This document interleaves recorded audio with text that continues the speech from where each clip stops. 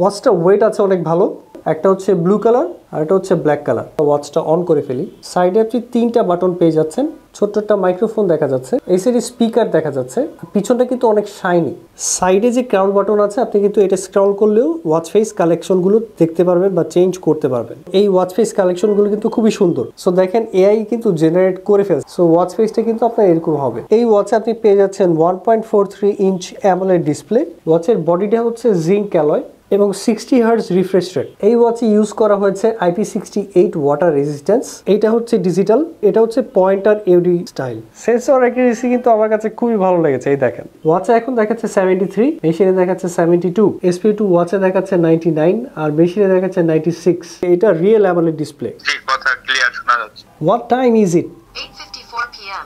এই ওয়াচটা নিয়ে যদি আপনাদের কোনো প্রশ্ন থাকে অবশ্যই আমাদেরকে কমেন্ট সেকশনে জানাবেন। সবাই সুস্থ থাকবেন, ভালো থাকবেন। আসসালামু আলাইকুম।